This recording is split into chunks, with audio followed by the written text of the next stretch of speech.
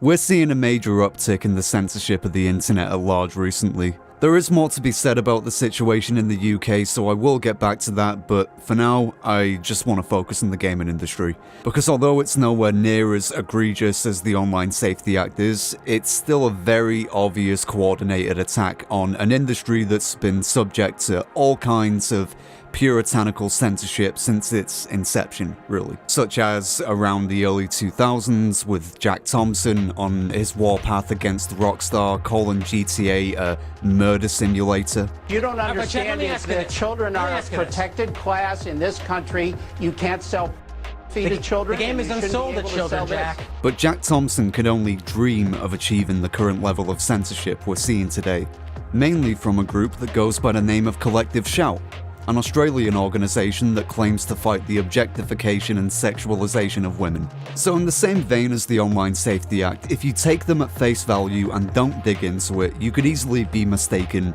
into believing that they're doing the industry a service and taking down these horrible porn games that objectify women. But it's also similar to the Online Safety Act in the sense that, to begin with, they're targeting the very low-hanging fruit that is basically porn games. Visual novels, dating simulators, etc. And I personally believe that these games have every right to exist. They're not my cup of tea, but as long as they don't contain any illegal content within these games, I really don't give a shit. If it's made for adults by adults, a payment processor shouldn't get in the way of that transaction. But Collective Shout would beg to differ. Because what this organisation really does is pressure these payment processors, like Visa and Mastercard, to take these games down because they believe that these games objectify women. Fictional women, and look, I'll say it, I don't care about being labelled as a degenerate, I don't care about the objectification or sexualisation of fictional women. If you're gonna call me a freak for saying such a thing, I guess you'd have to apply that same logic to anybody that watched Game of Thrones, because there's way worse content in Game of Thrones. Video games are held to such an insane standard that no other form of media is. Game of Thrones has scenes, nudity, abuse, blood, gore, dismemberment, and aside from a few fringe Puritan types, nobody had an issue with it. It was and still is extremely successful, especially those early seasons. Yet if you were to try and put half of that stuff in a video game, it's going to be taken down from major storefronts. Because payment processors have been pressured into believing that this is morally reprehensible. Even though that's not the job of Visa or Mastercard or PayPal to do all this moral grandstanding instead of just processing the payment. From what I can gather, Collective Shout is really a match made in hell, because it seems to be a collaboration between pill-clutching Christians and radical feminists. They're on very different sides of the aisle and often disagree with each other, but what they have in common is that they're both very puritanical. The gaming industry is just the most recent on their hit list, but in the past they've targeted musicians, which is more my neck of the woods, so it hits a bit closer to home. Thankfully, these campaigns against artists like Eminem, Tyler the Creator, Snoop Dogg were unsuccessful, but they have previously made a concerted effort to revoke their visas, cancel their tours, and try and get them banned from Australia. It's only in recent times that this movement has actually seen some success in censoring video games, and again, I think the gaming industry is an easy target, because it's not as mature of a medium as opposed to film or music. That's not to say that there aren't mature stories being told through games with absolute life-changing, perspective-shifting experiences that I believe can only be experienced through games. A game like Soma, for example, I don't think that game would work if it was adapted to film or TV. When I say it's not a mature medium, it's not me saying that playing games is immature. It's just that it's not been around for as long. In the grand scheme of things, gaming is still in its infancy, even though it's very quickly become the biggest entertainment industry in the world. GTA 6 will probably be the best-selling thing of all time, but gaming is still seen as like the bastard child of the entertainment industry that causes all the issues and is used as a scapegoat for all of society's problems. I think music, especially as an art form, has been grandfathered into our culture because it's so ancient and it predates the technology used to record it. humans have been singing and playing instruments long before vinyl or wax cylinders, long before we even had the ability to read or write.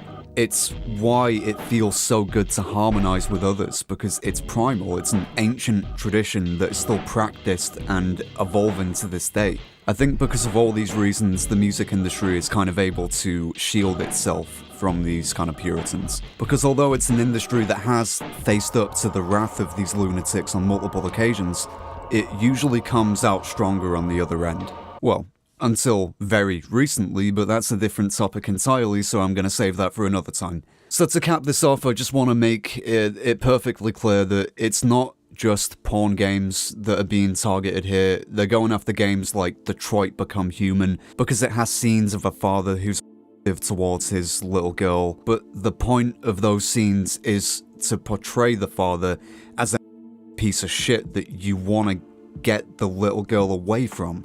You could maybe argue that a character like that is a cheap tactic by the writers to generate sympathy for a certain character, but you cannot argue that that game is encouraging or glorifying that kind of a...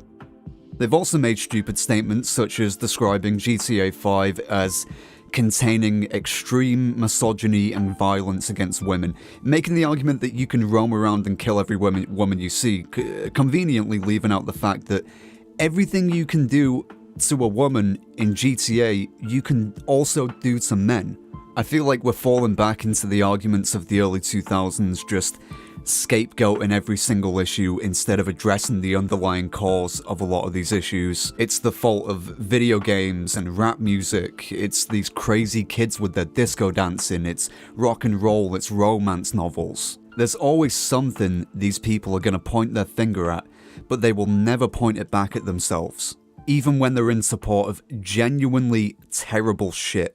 Like Cuties, for example. Now, if you don't know what Cuties is, I wouldn't recommend that you search for it because you'll be probably put on a watch list. But essentially it's a movie about very young girls who create their own dance group, dress in very revealing costumes, get up on stage and dance in front of fully grown men, cheering these girls on, leering at them, basically just... I don't even want to say that word. The director claims that the film is actually against the exploitation of children, and that's what it's all about, and maybe that statement would have some weight behind it if they didn't cast minors to play these roles. But they did, and it's basically softcore, you know what. You can make a movie and make a statement against child without actually abusing real children. And look, I don't care if the parents consented to the kids being in the movie, because the kids cannot consent to being like that. And of all people to defend this movie, it's the fucking co-founder of Collective Shout, Melinda Tankard Reist, I'm probably butchering that name and I don't care to get it right. She defended the movie in multiple now deleted tweets. I think she's even doubling down on what she said now. She also wrote an opinion piece for ABC, which is still public, on the film. So, a fictional woman being objectified in a video game isn't okay, but the real-life sexualization of is? And these are the same moral busybodies that are pressuring Steam to remove games with just a few thousand complaints to Visa and Mastercard. It's fucking laughable. But thankfully, people who actually play games aren't just gonna lay down and take this, because if a bunch of Karens can deplatform games with just a few complaints, capital G gamers can do a whole lot worse, and this is the white pill in this whole situation. There are far, far more of us than them. We can make so much more noise, we can implement different payment methods. I genuinely do believe that when push comes to shove, people will make their voices heard. For a lot of people, you can take away their privacy and freedoms and they'll shrug it off. But if you come for their escapism, when you come for the one thing they look forward to after a long hard day's work, and they just want to chill, unwind, play a game, and they can't, because of some puritanical prick looking down their nose, up in their high horse, giving you a lecture about morality, meanwhile they support some of the most disgusting things you can legally see, they're not just gonna take it. I haven't even mentioned itch.io and the games that they've had to take down as well. A small win on that front though. itch.io is a website full of indie games basically. It's a platform that enables a lot of people to kind of get their foot in the door of the gaming industry. I think it serves a good purpose, but there are a lot of adult games, or at least there were a lot of adult games in that platform, but they've been facing the same pressure from payment processors that Steam has. And if Steam can't put up a fight against this, then itch definitely cannot either. So you can't really blame itch for following suit in taking down all these games. But luckily, a small win in this case, free adult games have been allowed back on those platforms. Any game that costs money, that payment can't be processed and they're not back up yet. But this is at least a step forward in the right direction, relisting adult games that are completely free, because there's no payment that needs to be processed. And in even more recent news, just within the last few days, Mastercard, Visa, they've made statements, and funnily enough, they all look the same, and they've basically just deflected the whole situation and blamed it on Valve instead, even though Valve and itch make it perfectly clear that no, it's pressure from the payment processors that's the issue, that is coming from Collective Shout. They just blatantly fucking lied. People do that? People just lie? On the internet of all places? No. And if you dig a bit further and actually look into the content moderation policies of Mastercard, they're kind of, as a fellow retard, this is fucking retarded. Mastercard's Rule 5.12.7 prohibits transactions that are illegally made or may damage the goodwill of the corporation, including products or services that are patently offensive and lack serious artistic value. There's more to read, but let's just break that down for a minute. What the fuck does serious artistic value mean? Who gets to be the arbiter of what is serious artistic value? I'll read on.